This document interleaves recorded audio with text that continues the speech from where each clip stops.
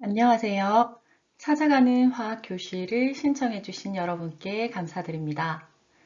네, 우리가 이번 시간에 할 건 뽀글뽀글 발포 비타민 속 숨겨진 과학입니다. 흔히 우리가 발포 비타민을 많이 먹고 있는데 여기에는 어떤 과학이 숨어 있는지 지금부터 알아보도록 하겠습니다. 발포 비타민의 과학적 원리를 알기 전에 우리가 알아야 할 사전 학습 자료를 지금부터 설명드리겠습니다. 총 4가지를 알아야 하는데 첫 번째, 산화 환원 반응이란 무엇일까? 두 번째, 적정은 무엇인가? 세 번째, 비타민C 적정의 원리가 무엇인가? 네 번째, 실험 방법이 어떻게 되는가? 여기에 대해서 지금부터 알아보겠습니다. 먼저 산화환원 반응에 대해서 알아보도록 하겠습니다. 우리 중학교 때 산소와 결합하면 산화되었다라고 얘기를 했고요. 산소를 잃으면 환원되었다라고 한 걸 배웠을 겁니다. 그거는 산소를 기준으로 산화환원을 결정한 건데 오늘은 새로운 걸 가지고 얘기해 보겠습니다. 산화수라고 하는 것인데요. 이 산화수는 아무 때나 쓰는 게 아닙니다. 이 산화수는 다른 원자가 꼭 다른 원자는 아니겠다. 자, 원자들이 결합되어 있을 때 그 결합된 원자들이 이온 결합을 하고 있다라고 가정을 하는 거예요. 실제 이온 결합일 수도 있고 공유 결합일 수도 있고 금속 결합일 수도 있지만 이온 결합되었다라고 가정했을 때 자, 이온이 됐을 때의 전하량을 숫자로 나타낸 걸 산화수라고 얘기를 합니다. 너무 어렵죠? 자, 뭐냐면 다시 쌤이 예시를 가지고 한번 설명을 해보도록 하겠습니다. 자, 여러분 이산화탄소라는 게 있어요. 이산화탄소, CO2라고 하는 이산화탄소가 있는데 이 이산화탄소는 실제로 이렇게 결합되어 있습니다. 자, 이 결합을 이온 결합이라고 가정을 했을 때 자, 산소는 이온이 되면 전하량이 어떻게 되죠? 이온이 되면 마이너스 2가 음이온이 됩니다. O2 마이너스. 자, 그러면 이쪽 산소가 이온 결합이라고 하면 마이너스 2가 음이온이 되고요. 이쪽 산소도 마찬가지로 마이너스 2가 음이온이 됩니다. 그런데 이 분자 자체는 이온으로 존재하지 않기 때문에 전체 합한 숫자는 제로가 돼야 돼요. 따라서 이 탄소가 가져야 되는 값은 플러스 4. 자, 그러면 이걸 다시 해석해보면 산소는 탄소의 전자 2개를 뺏어와서 마이너스 2가 된 거고 이쪽 산소도 탄소에 있는 전자 2개를 뺏어와서 마이너스 2가 된 거예요. 그러면 탄소는 총 4개를 잃었기 때문에 플러스 4. 이온이 된다면 이렇게 됐을 거야. 이거를 숫자로 나타낸 이 숫자를 우리는 산화수라고 얘기를 합니다. 이 산화수를 가지고 우리가 산화환원 반응을 얘기할 수 있는데요. 산화수가 반응 중에 증가하게 된다. 그러면 우리는 산화되었다 라고 얘기를 하고 산화수가 감소한다. 그러면 우리는 환원되었다 라고 얘기를 합니다.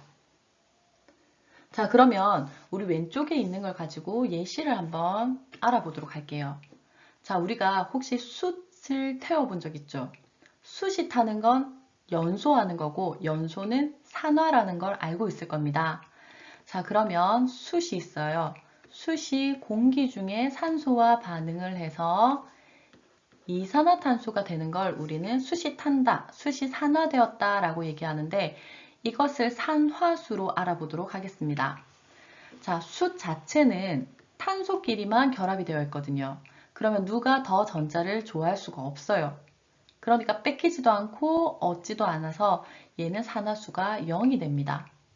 자, 산소 볼게요. 산소와 산소가 이렇게 결합되어 있는데 네, 얘도 전자를 좋아하는 정도가 같기 때문에 전자를 주지도 않고 뺏지도 않습니다. 그러면 산화수가 0이 돼요.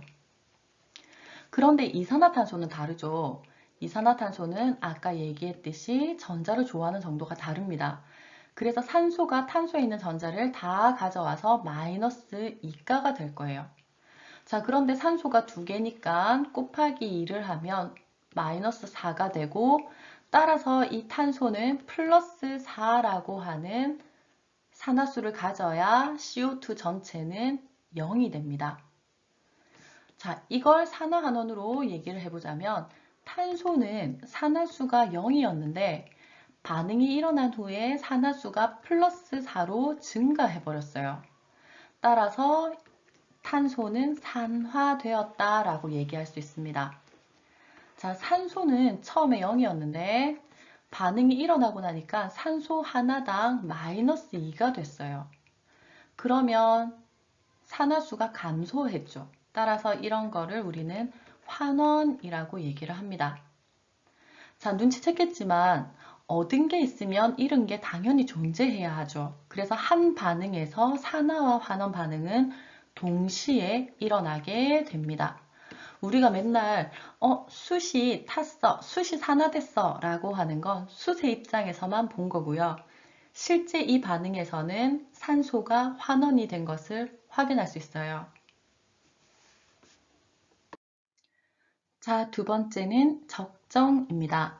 우리가 보통 적정이라고 하면 산염기 적정이라고 많이 사용하는데 이 적정은 산화환원에서도 사용이 됩니다.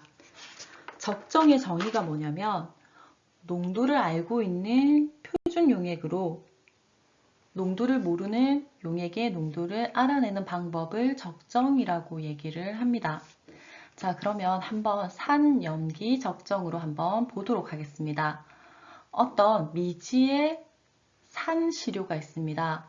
염산이라고 해볼게요. 어떤 미지의 염산 용액이 있는데 이 용액의 농도를 모르겠어요. 자, 그러면 이 속에 H+가 있기는 한데 몇 개인지 전혀 모르겠다. 자, 그럴 때 내가 농도를 알고 있는 OH- 용액으로 농도를 알고자 할 때 하는 것이 적정입니다. 자, 이 OH-는 한 방울에 두 개의 OH-가 있다라고 가정을 해볼게요. 그럼 만약에 10방울이 들어갔을 때 다 반응을 했어요. H+와 OH-가 반응해서 물이 만들어지는데 자, OH-가 10방울이 들어갔더니 모두 물이 되었습니다. 그 말은 H+가 몇 개였다는 걸까요? 처음에. 자, 한 방울에 2개니까 10방울이니까 네, H+가 20개가 들어있었다는 걸 알 수 있는 겁니다. 즉, 염산의 농도는 몰랐지만 OH-를 이용해서 농도를 알고 있는 OH-를 이용해서 H+의 농도를 알아내게 된 거죠. 자, 여기에는 하나가 더 필요한데 전부 다 H2O로 바뀐 걸 어떻게 확인하나요? 자, 그게 바로 지시약이라고 하는 겁니다. 만약에 이 전체가 반응을 하게 되어서 모두 물로 바뀌면 이때 색깔이 바뀌는 어떤 용액을 미리 떨어뜨려 두는 겁니다. 그거를 지시약이라고 하는데 여러분이 잘 알고 있는 지시약들이 있죠. 페놀프탈레인이나 혹은 BTB 용액 이런 것들을 우리는 지시약이라고 얘기를 합니다. 자, 그러면 다시 실험을 어떻게 하냐? 농도를 잘 모르는 염산을 넣고요. 여기에 지시약을 몇 방울을 떨어뜨립니다. 한 5방울 정도 떨어뜨리면 될 것 같아요. 자, 여기에 농도를 정확하게 알고 있는 수산화 이온을 떨어뜨려서 정확히 얼마나 들어갔을 때 이 용액의 색깔이 바뀌는지 확인한 후에 H+의 농도를 알아내는 방법. 이것이 바로 산염기 적정이라고 얘기합니다. 자, 그러면 산화환원 적정은 무엇일까요? 네, 마찬가지입니다. 농도를 잘 모르는 어떤 물질을 놓고요. 그 위에 농도를 잘 알고 있는 다른 물질을 넣습니다. 그래서 미리 지시약을 넣어두고 얼마나 들어갔는지 알아낸 다음에 이 미지시료의 농도를 알아내는 것입니다. 이것을 적정이라고 얘기를 합니다. 자, 세 번째, 비타민C 적정의 원리에 대해서 알아보도록 하겠습니다. 비타민C는 산화환원 반응을 이용한 적정입니다. 자, 이게 아스코르빅 액시드라고 하는 아스코르브산입니다. 우리는 이거를 비타민 C라고 얘기를 하고요. 얘의 화학식을 보면 C가 6개가 있고요. H가 8개, 산소가 6개가 있는 화합물입니다. 자, 그런데 이 비타민 C가 산화가 되면 여기에 있는 수소가 떨어져 나가서 이런 형태로 바뀌게 됩니다. 그러면 이때 분자식을 보면 8이 아니라 6이 되겠죠. C6H6O6 이렇게 바뀝니다. 자, 그러면 뭐랑 반응했을 때 이렇게 되느냐? 아이오딘이랑 반응했을 때 비타민 C가 산화가 됩니다. 그러면 이 빠져나간 두 개의 수소와 아이오딘이 반응을 해서 두 개의 HI가 만들어지는 반응. 이게 비타민 C의 산화환원 반응입니다. 그럼 누가 산화되었고 누가 환원되었는지 한번 알아보겠습니다.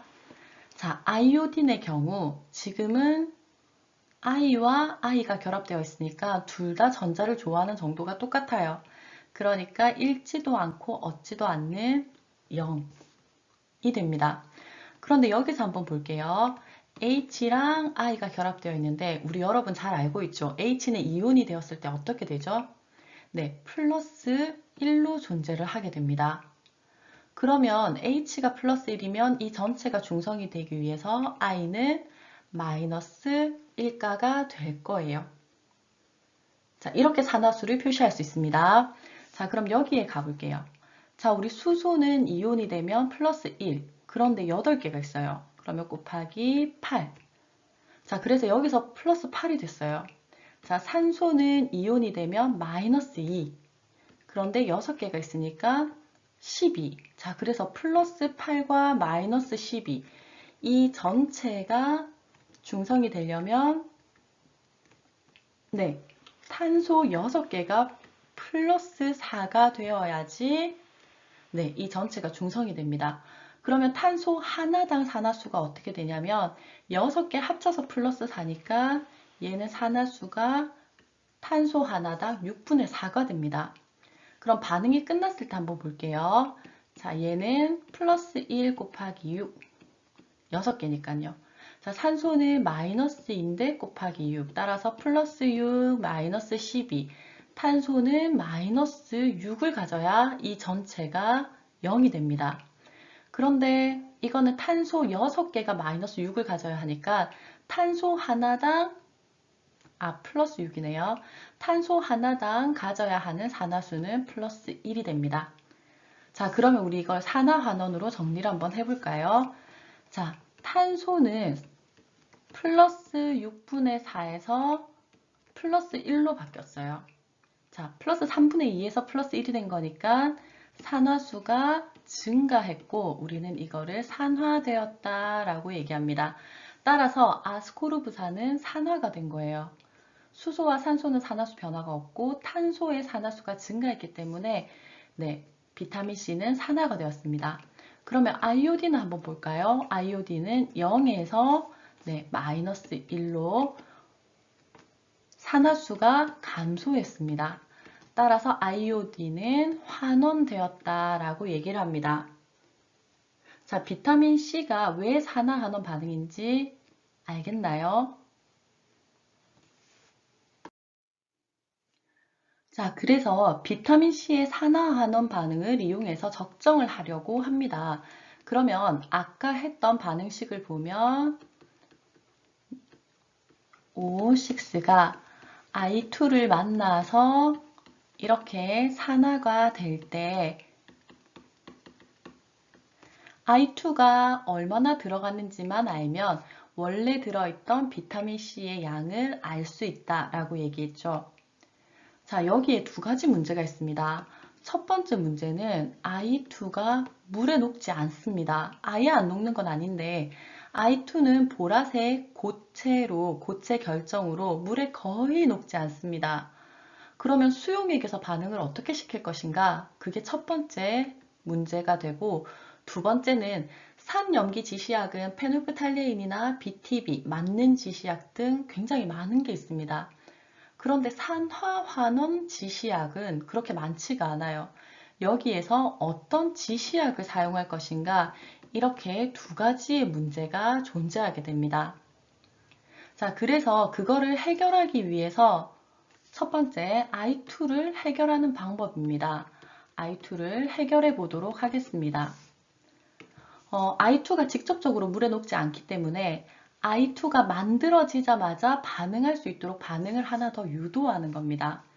자, 그래서 필요한 게 KiO3라고 하는 아이오딘산 칼륨 용액이 필요하고요. 그 다음에 KI라고 하는 용액이 필요합니다. 아이오딘화 칼륨. 그리고 여기에 염산이 필요합니다. 자, 이것이 반응을 하게 되면 I2를 만들어내게 됩니다.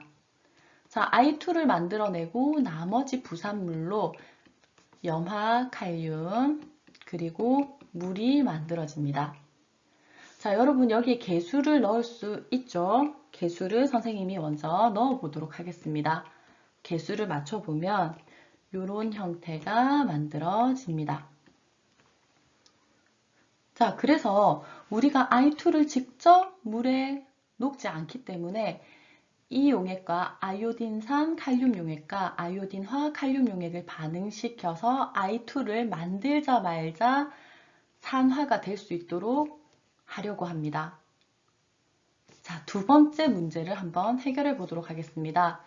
두 번째는 지시약의 문제를 해결해야 하는데요. 네, 참 신기하게도 지시약 중에 녹말 지시약이라는 게 있습니다. 녹말 지시약. 이 녹말이라고 하는 건 고분자거든요.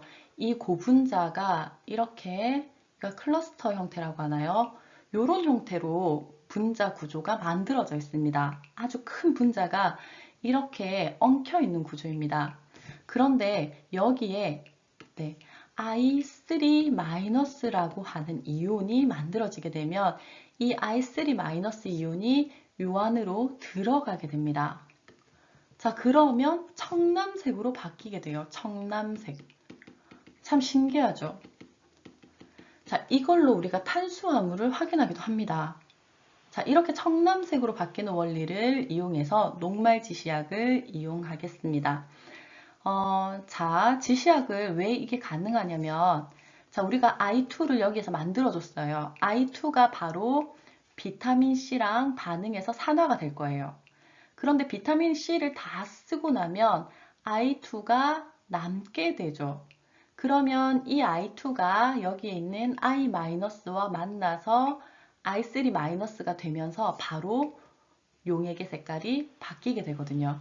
그래서 이것을 지시약으로 만들 수 있습니다.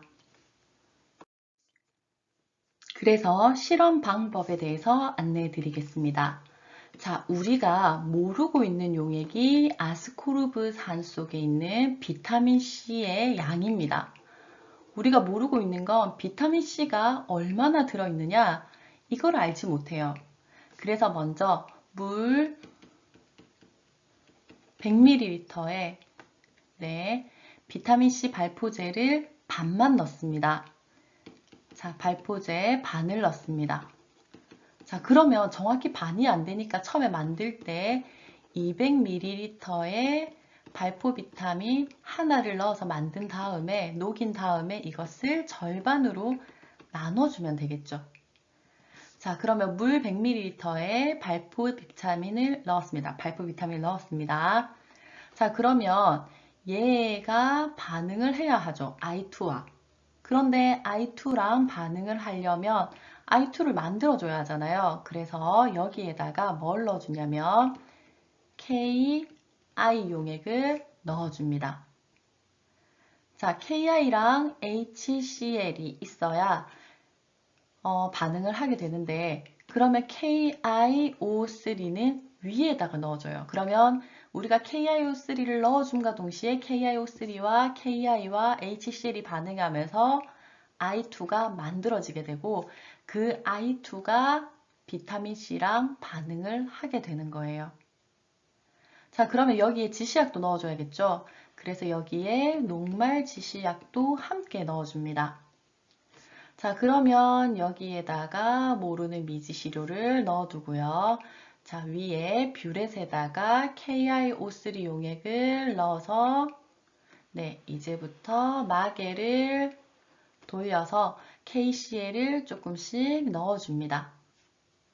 자, 녹말 지시약의 색깔이 바뀔 때까지 넣어주면 되고요. 가장 중요한 게 뭐냐?